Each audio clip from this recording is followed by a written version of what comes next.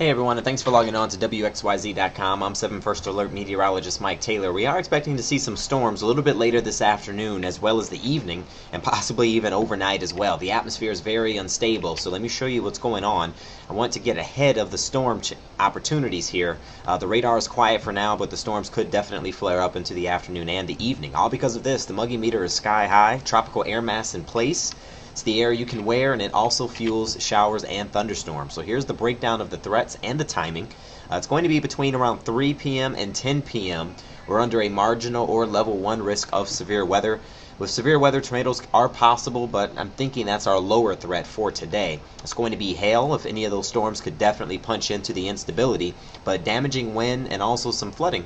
Flash flooding could be possible. All the moisture that we're walking through with the high muggy meter and dew points, if those storms tap into that as well, they can produce some very heavy rain. So here's a look at your forecast here. Going into the afternoon hours and the evening hours, any storm that passes through the area will have an opportunity to be very heavy. We're talking lots of lightning, some gusty winds will be a possibility, so while you're driving around, leaving work, or maybe you're heading out of town for the 4th, be aware of the radar. Could definitely produce some heavy rain on the way that can cause some flash flooding and ponding on the roads. Once we get into the late hours, around 8 to about midnight, we still have the chance of seeing some showers and storms, but I'm thinking when the sun sets, it's going to diminish the instability, at least a touch.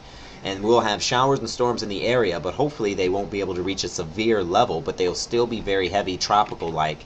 And then once we get into Wednesday, without the severe weather threat at least, we're expecting to do this all over again with the showers and thunderstorms, some of which could be pretty heavy as well. This particular model thinks that we're going to be okay, completely dry for Wednesday, but I still think there's at least a chance of seeing some storms. 73 degrees for tonight. Storms will be possible overnight. The winds will be light, but man, it's going to be warm.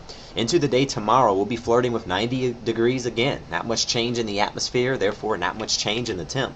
And once we get into your 7-day forecast, the heat will eventually break Saturday night going into the tail end of the weekend, where highs will only reach the mid-80s, but the humidity goes down. It'll still be there, just not over the top like we're experiencing right now. So stay weather aware, of course, as those storms move through, and as always, we'll keep you updated right here at WXYZ.com.